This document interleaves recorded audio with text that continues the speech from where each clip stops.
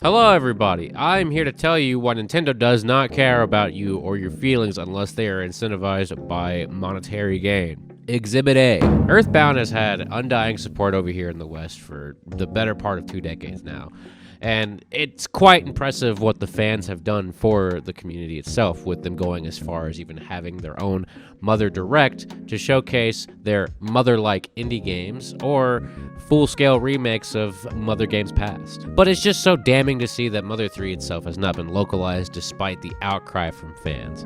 Now, there is possibly some legal reasons, and I'll put this banger down below as to what I mean by that, because this guy does an excellent job in explaining the legal repercussions, but we'll get to why I still think that could be a weak point to make. Moving on. So, Lucas is in Smash, which, from my knowledge, he is the only character in Smash to have a non-Western release, and while the only other person that might be like this may be someone like Roy, Roy was still DLC in Fire Emblem Awakening, and also a playable character in Fire Emblem Heroes, whereas Lucas has only been playable in the West in Smash, which is really, really weird. Jesus, dude, God forbid. But wait, you might say to Dear Sam over here.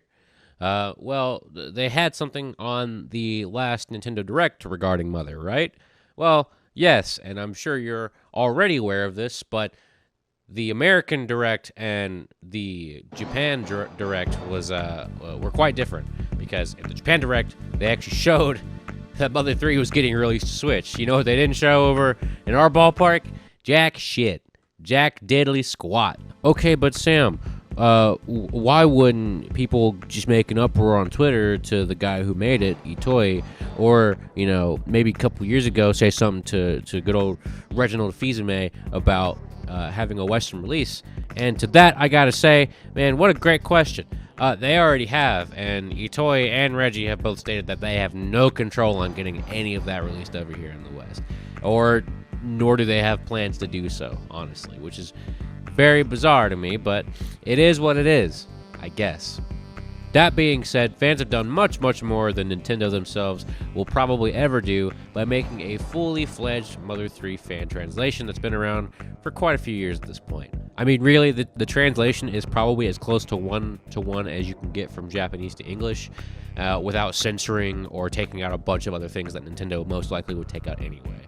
So it's kind of a win, but at the same time, you have to go out of your way to either find a repro copy or just emulate it, you know? Point 2, or Exhibit B. Smash Melee tournaments are now officially cooked, as Nintendo dropped this banger right here about 5 months ago. And that pretty much states, hey, any modified version of Smash, you use that in tournament, bud, your ass is grass, boy. Filthy little liberal. And while there might be some sort of silver lining, and it's a very thin silver line, the fact that Nintendo has finally defined exactly what the bounds of a Smash tournament may comprise of is a good thing, in the fact that we know how to not piss off Granddaddy Nintendo, but at the same time, these restrictions are a lot more crushing than, say, someone like Capcom. And on top of that, trying to get original hardware to run your own Smash Melee tournaments locally is going to provide to be a increasingly difficult challenge as time goes on, thanks to the fact that the GameCube and Melee aren't fucking produced anymore. Needless to say, neither are CRTs. Granted, you can get converters. I'll give you that. You can get converters for your GameCubes, but it's just not the same, dude. It's not, let's be honest. Speaking of Capcom, so Capcom Cup crushed it this year in terms of showing their dedication to their fans by offering a monumental prize pool for Street Fighter 6. $1 million is going to be awarded to Uma. Nobody had him on the cards. I mean, first place was $1 million, and right behind that, in second place, $300,000. What the actual fuck, dude? Contrast this with last year, where Genesis first place winner only got like $9K. That's insane, and it was the biggest Smash tournament of all time. So, why do I say this? Why am I so hard on Nintendo not paying out their competitive players any sort of big prize pool, or at least assisting with this, because this is all community fed, this is grassroots type shit. So like, what's going on with that? Well, Nintendo, I don't know if you know this, is a multi-billion-dollar company, and that's billion with a B. They are worth $56 billion, and they made a profit of $5 billion last year. $5 billion. This is an inconceivable amount of money that none of us will probably see in our lifetimes, unless you get lucky, or you know what you're doing better than the rest of us, which, congratulations, and also fuck you. To compare these two companies, right, Capcom grossed $272 million and was still able to throw on Capcom Cup and pay out $1 million. $1 million of $1 billion is a phenomenally small amount of money compared to the billion we're putting up here, So at this point, Melee is only really being kept alive by the community with little to no support from Nintendo, which is impressive considering this game is over 20 years old. And with Slippy somehow still up and running, I'm hoping we can get at least 10 to 20 more out of this. And I hate to say it, but it almost feels like Nintendo has their own definition of fun compared to the community. So like, if I'm having fun and you're having fun, but Nintendo doesn't agree that it's fun, then you're not allowed to have this fun. But if Nintendo agrees that it's fun, then you're allowed to have fun. Even if it's on a game that is literally as old as I am. And before Nintendo's gotta protect your IP. Shut the fuck up. I know this already, but I'm still mad about it. Point number three. The Switch has had its 7th birthday already. And it's still being sold and is still part of the current console generation somehow. Even though this type of console is revolutionary, and it quite literally is. I mean, you can dock it, pick the shit up, bring it with you, take the controllers off. That's amazing. And you can connect peripherals to it, like the GameCube adapter that I have here on my desk. Even if it is revolutionary, it is ironically dated, which is really strange. Because right now, it is currently getting curb stomped by things like the Steam Deck or like the Asus ROG fucking thingamabob Baruni, which can emulate the Switch. Last I checked, my girlfriend's Animal Crossing Switch wireless adapter has pretty much fried itself, so we're having to run it through Ethernet now. Tears of the Kingdom is $70 on the Switch, which, by the way, is the only Switch game that is sold for $70. I don't know what you want from me, man. The Switch is old. With the takedown of the user emulator, Nintendo has proven that they don't care about you, game preservation, or anything else unless it makes them a dime. Eventually, all the physical media that we have in terms of games will eventually fizzle out and die, and there will be no more physical copies of anything, period. You know it's coming. It will happen. And probably a lot sooner than you think. Let's get something clear real quick, right? Emulation itself is not piracy.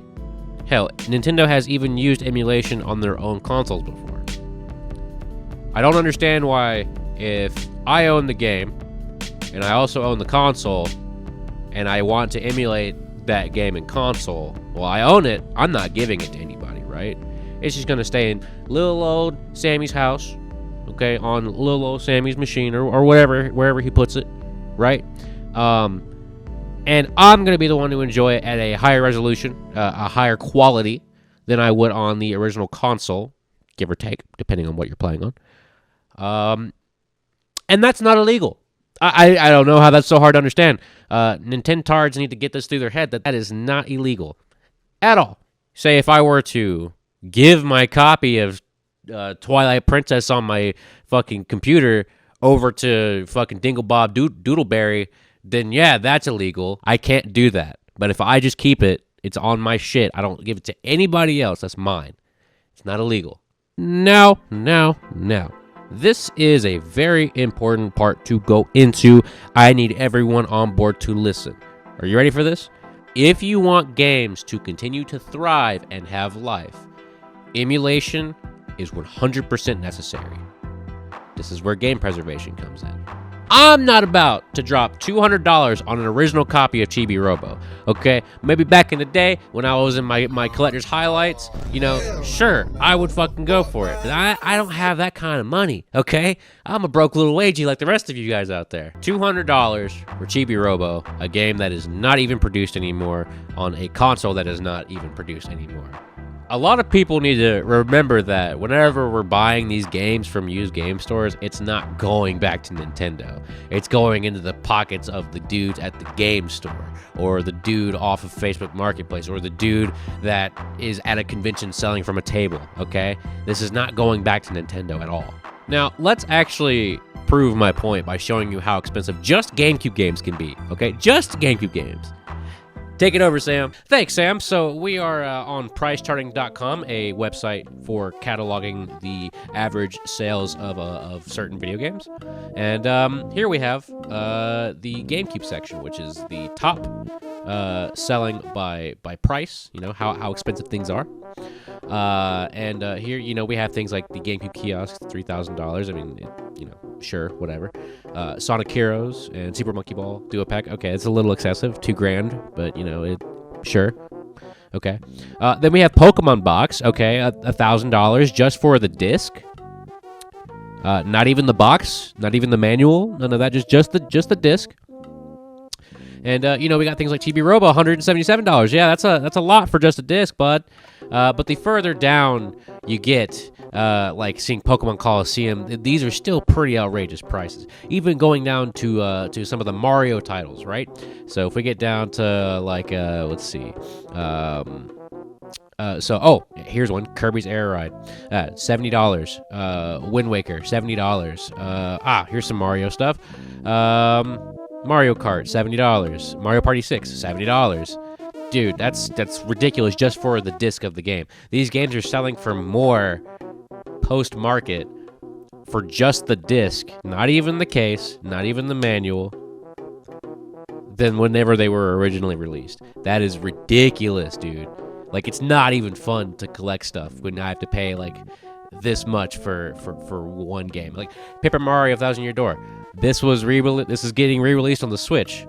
Why does it cost as much as a brand new fucking Switch game? That makes no sense. Anyway, whatever. We're all fucked anyway. Now, Nuzlocke, randomizers, and what have you would not be nearly as popular if we didn't have emulation. Do you think people are going to go out of their way to mod these game consoles or get the necessary equipment if it could possibly break their consoles or cost asinine amounts of money? I mean, there are some, but no, a lot of them aren't going to do that. The average Joe, like you and me, who can't afford to just drop fucking a rack on shit, you know, at a moment's notice. No, like, yeah, we're not going to be able to enjoy that kind of stuff. Now, let's break down what it would cost to get a proper setup of Pokemon Emerald running that you can record to your computer. Say if you speed run or something, if you speed run Pokemon Emerald or something, okay? First, you need the GameCube. You need cables. You need a controller. You need a Game Boy player. Yeah, you didn't think about that, huh? Well, wait for this. You need the Game Boy player disc. You need a copy of Emerald with a working battery. Because, yeah, Game Boy Advance games have batteries in them that die. And when they die, they don't have save states anymore. And you need a capture card.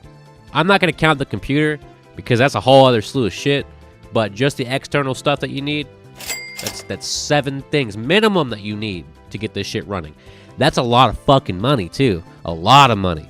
And it really sucks, too, because devs risk their lives to make stuff like this happen, or to make ROM hacks happen, or to make remakes of games happen, like another Metroid 2 remake, or to have something like Slippy happen. They risk their livelihoods for that kind of stuff. I consider these guys true fans, because they put their blood, sweat, and tears into projects to just enhance the community's experience even more so. But people, like these little Nintendo meat riders, they want to just fucking be like, oh, that's Nintendo's property, so you can't do that. But I don't see you, Code. I don't see you out there making a game.